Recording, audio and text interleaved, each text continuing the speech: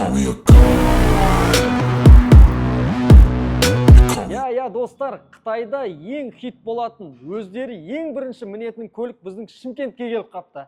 Дәл қазір біреуін алып тест-драйвқа сұрадым. Көріністің өзі бөлек, сыртынан қарасаң кішкентайлау болғанымен салоны өте үлкен екен. Ашып кереміз, отырамыз, тест-драйв жасаймыз. Сіздер YouTube арнаға тіркеліңіздер. Осы көлік жайында сұрақтарыңыз болса комментарияға жазыңыздар. Ал құрметті достар, обзорда Wuling деп айтамай кетесің. Wuling Cloud деген бұлт деген мағынаны білдіреді. Мен өзім ат қойып алдым Зикрдің братишкасы деп, өйткені эмблемасы ұқсап тұр. Мына жерден іздей берем. Сөйтсем, мына жерде ғана тұр екен.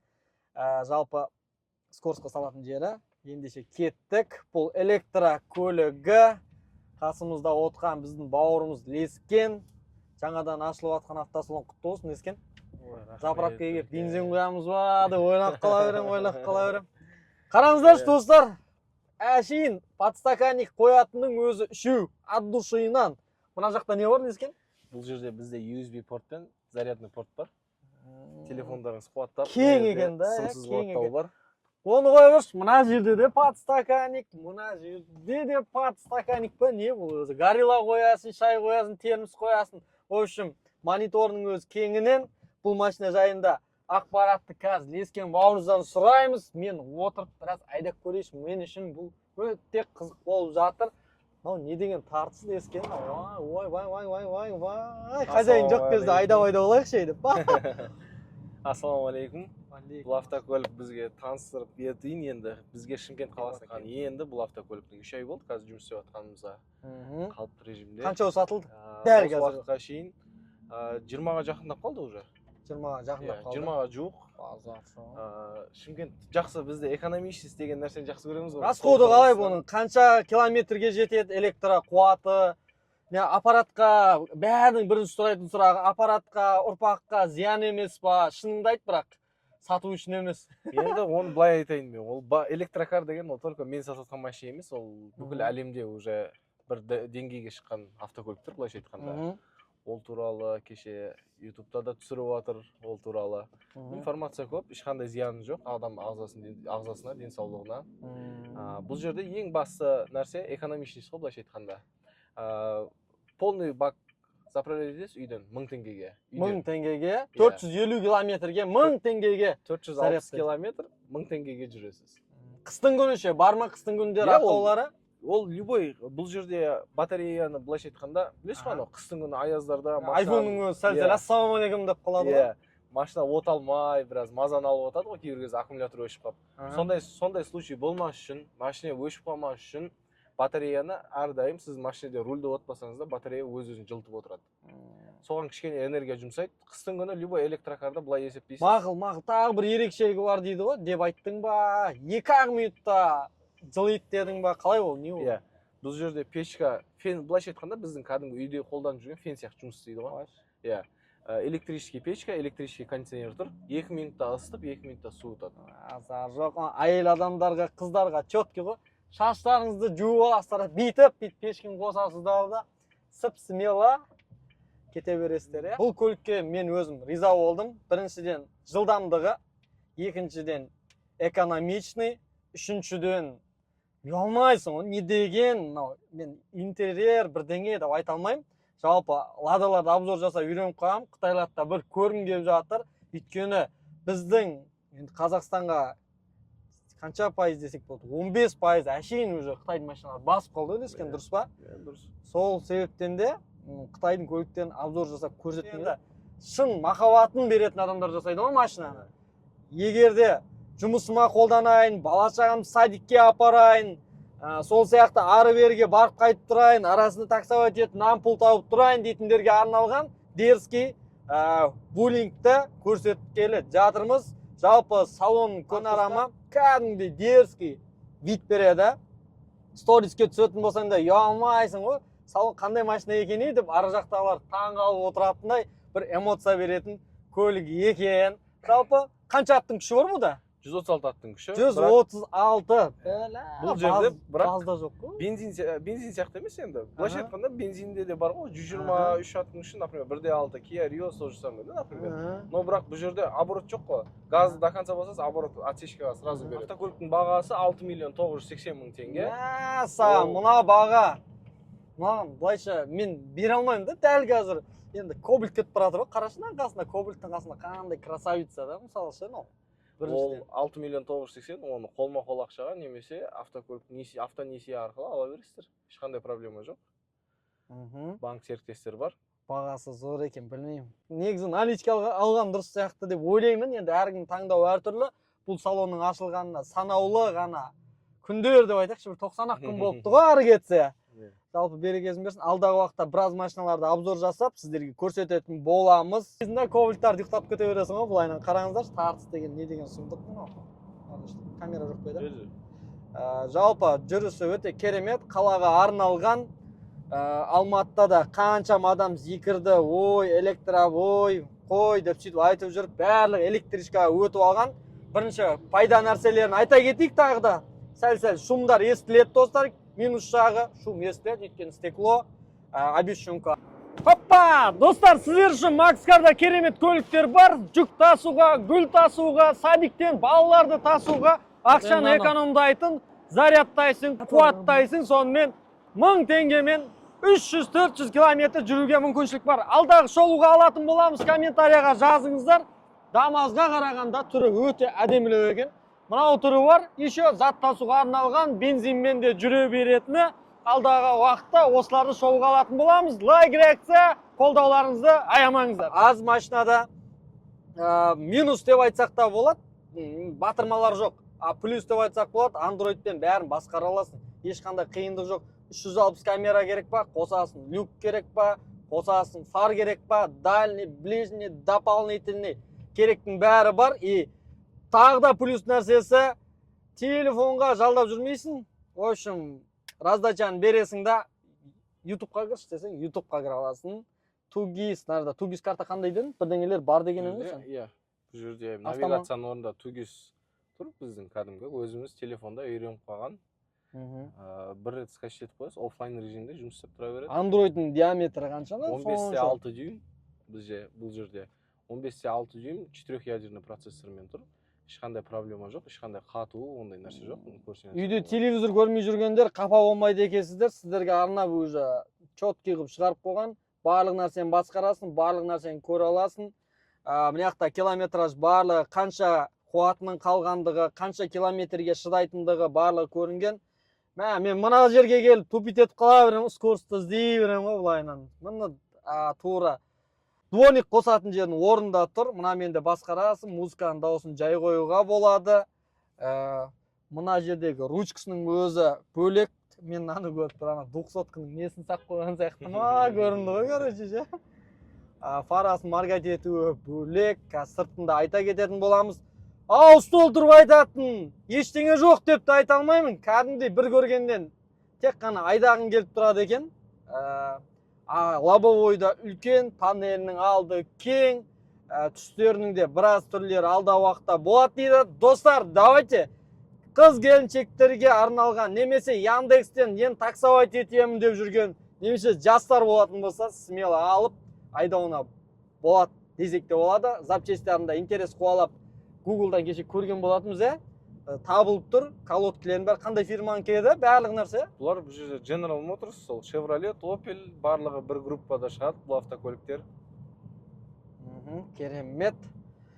Жалпы достар, машинаны мақтай бергенде емес, мақтайтын да жағын айтып отырық. Өзіне лайықты, салон өте керемет. Қазір сиденьяларын көреміз. Таңғалдыратын тағы бір-екі нәрселер бар. Ішінің кеңдігінде сөз жоқ, артық орын жоқ қой. Бір машинаға кірсең, қуыс-қуыс, сыртынан қарасаң үлкен болып көрініп тұрады. Ішіне кірсең дым жоқ болып тұрады ғой. Жалпы мына жерлердің бәрі освещениялар жанады екен, арғы жақта подсветкілер бар. Не үшін тест-драйв жасап көріп жатырмын? Достар, бір машиналарға отырасың ғой, кәдімгідей мынандай қотырлау жолдардан жүрген кезде лок-ток, датованда мягкость жоқ. Шын айтқан кезде тақтайда отқан сияқты боласың. Бұда дөңгелегінің размері 18-дік болса да ешқандай артық не жоқ.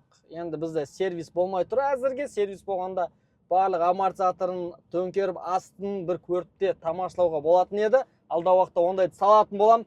Егер де достар тағы бір керемет нәрсе айтайын. Бұл салонның ашылған 3 ай болды. Тағы да айтамын. Егер де келіп осы жерден Абукардың атынан келетін болсаңыздар, сіздерге керемет жеңілдіктер қарастырылған. Ол қандай жеңілдік десеңіздер, Европолик, тонировка, сондай мүмкіндіктер бар. Ол көп автосалонға барған кезде берілмейді, ешкім, дұрыс па? Сондай нәрселерді қосып қойдық автосалонға. Жалпы Абукардың атынан келіп, тест-драйвтар жасап, көріп, көңілдеріңізден шықса алып кетулеріңізге болады. Бұл салонда алдағы уақытта көліктің түрлері көп болады. Қандай салон деп қызықтап жатқан шығарсыздар, Max Car деп қойған. Құдай қаласа сіздерді біраз қызықты нәрсемен таңғалдырамыз деген ниеттеміз. Ал достар, мына көлікпен жүрміз. Тонировкаң болмаса, жанындағылар қалай назар аударып отқанын бәрін байқайды екенсің. Қандай көлік екен, бұл деп тұрып темекісін тұрып шегетін адамдарды да байқап жатырмыз. Бұның плюс жақтары маған ұнағаны, көп көліктердің мынау стеклоподъемник батырмаларын басқан кезде жай бір сызылып, шиқылдап, қиқылдап дауыс шығарады. Бұда ешқандай звук жоқ, бір басасын полный жауып тастайды. Және де қандай плюстары бар дедім тағы да? Бұл плюстарынан айтайын сіздерге. Плюстарынан 4 стеклоподъемник, 4-еуі де автоматически жүреді, сіз айтқан. Подсветкалары барлығы полностью қолайлы жасалынған. Динамиктер қандай тұр? Динамиктер бұл жерде өзінің заводской динамиктері, но бір есікте уже 3 динамиктен тұрған. Атын не білесің ба? Жоқ. Атын білмейді екен деп. Білмейді, налар, білмейді десе. Алы кеттік, айтайық та. Білмейтін нәрселерді бар екен, ау әйтеуір. Тағы несі ше? Комплектация қалай бөлінеді бұларда? Комплектация біз жерде бұл Wuling Cloud Max 360 километрлік төмен комплектациялар бар. Және де бұдан кейінгі комплектациялар бар. Бізге Қазақстанға ең қолайлы, баға жағынан да барлығынан тура келіп жатқан именно осы комплектация.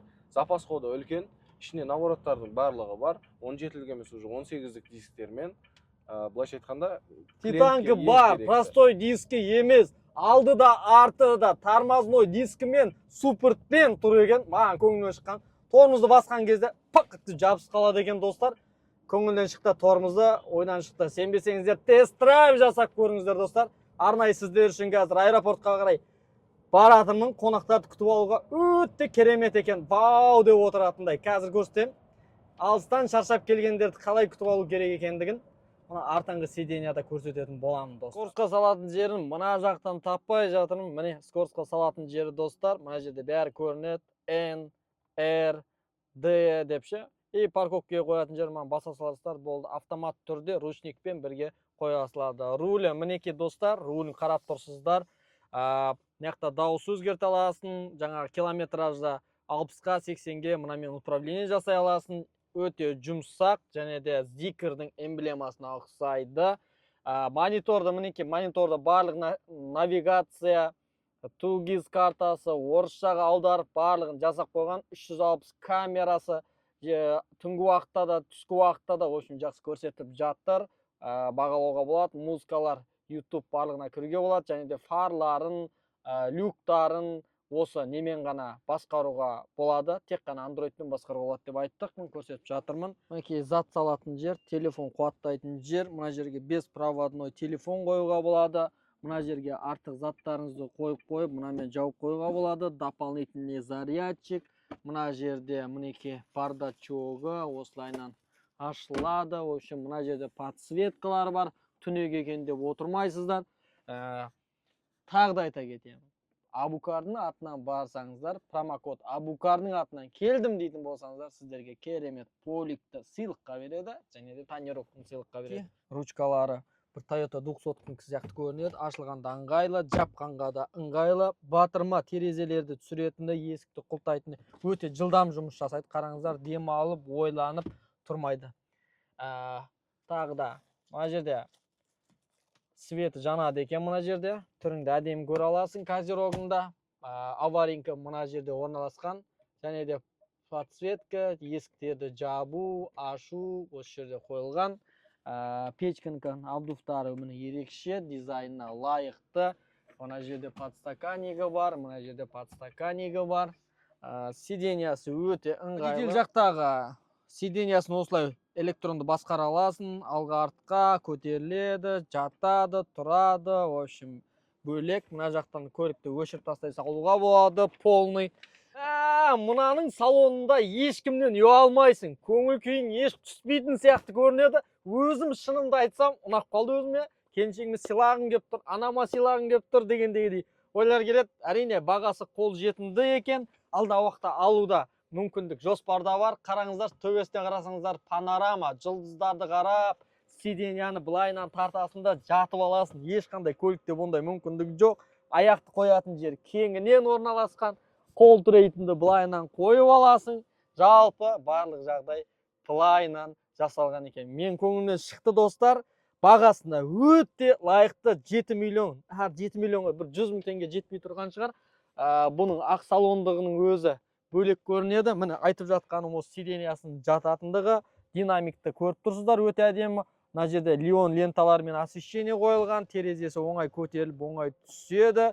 Ручкасын қайтадан айтамын. Ручкасының өзі де бір бөлек. Қараңыздар.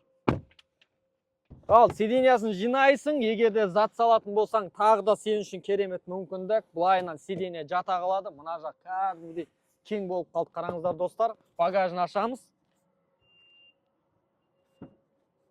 Қараңыздар, мына жаққа дейін қаншама зат салуға болады. Және де мына сиденья. Сиденьяны толықтай жатқыздық, біраз зат салып алуға болады. Жалпы универсал десек те болады. Мына нәрсесін алып тастасаңыз да қаншама орын бос қалады екен. Бұлайынан жинап қоюға да болады екен. Бұның өзі үлкен кеңдік.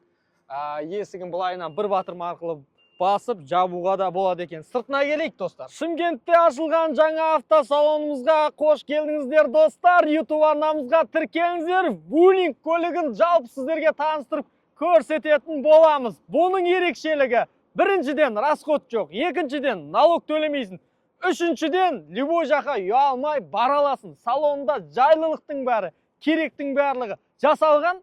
Аты да қиын емес, эмблемасынан да ұялмайсың. Эмблемасына қарайтын болсаң, тура бір зикірткіне ұқсап тұр.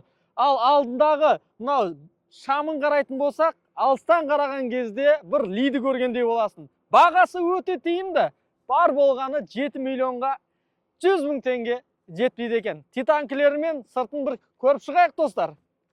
Көлікке дерзкий видті беретін, сыртынан қарағанда дөңгелегімен титанкісі. Өзіне жарасып қалған, размері 18-дік зимний летний балонымен де бар дәл қазіргі уақытта.